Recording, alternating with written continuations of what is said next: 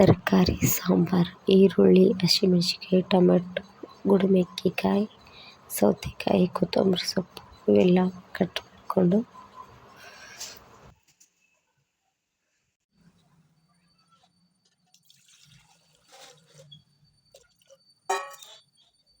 ಎಲ್ಲ ನೀರಲ್ಲಿ ಹಾಕಬೇಕು.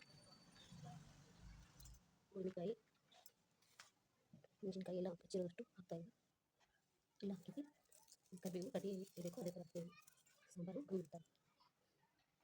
ಇದು ಬೇಯಕ್ಕೆ ಚೆನ್ನಾಗಿ ಕುದಿಬೇಕಿದು. ಅದಕ್ಕೆ ಸ್ವಲ್ಪ ಅರಿಶಿನ ಹಾಕೋದು. ಇದೆಲ್ಲ ಕುದ್ಮೇಲೆ ಖಾರ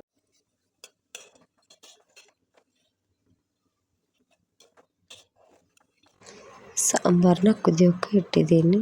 ಈಗ ಸ್ವಲ್ಪ ಇದಕ್ಕೆ ಹುಣಸೆ ಹಣ್ಣು ನೆನೆ ಹಾಕ್ಕೊತಾ ಇದ್ದೀನಿ. ಚೆನ್ನಾಗಿ ತೊಳ್ಕೊಂಡು ಅದರಲ್ಲಿ ಹಾಕ್ಬಿಡ್ತೀವಿ ತರಕಾರಿ ಒಳಗೆ.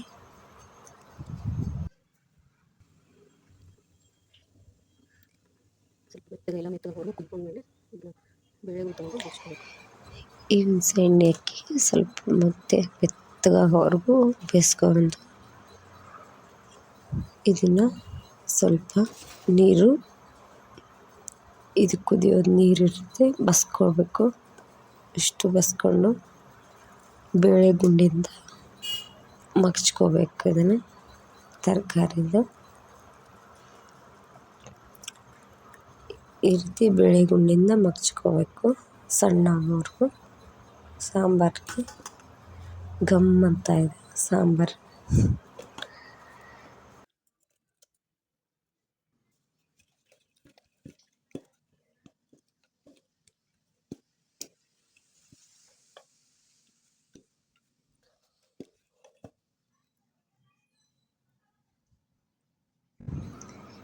ಇಷ್ಟು ಸಾಕು ಇದು ಮಗ್ಚ್ಕೊಂಡಿದ್ದು. ಈಗ ಇವು ನೀರು ಬಸ್ಕೊಂಡಿದ್ವಲ್ಲ ಸಾಂಬಾರಿಂದು, ಇದಕ್ಕೆ ವಾಪಸ್ನ ಹಾಕಬೇಕು.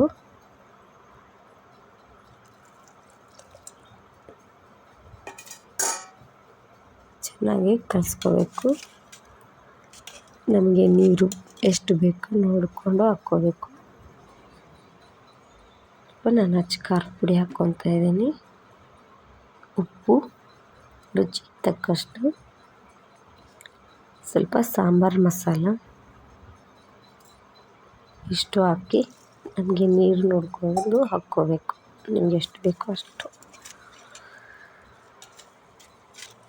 ಇದನ್ನು ವಾಪಸ್ಸು ಕುದಿಯೋಕೆ ಇಡಬೇಕು. ಚೆನ್ನಾಗಿ ಕುದ್ದ ಮೇಲೆ ಒಗ್ಗರಣೆ ಹಾಕ್ಕೊತಾ ಇದ್ದೀನಿ.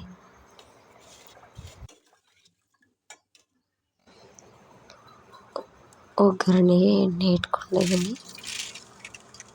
ಸಾಸಿವೆ, ಜೀರಿಗೆ, ಕರಿಬೇವು ಇಷ್ಟು ಹಾಕಿ ಒಗ್ಗರಣೆ ಹಾಕ್ಕೊತಾ ಇದ್ದೀನಿ. ಸಾಂಬಾರು ರೆಡಿ ಆಯಿತು.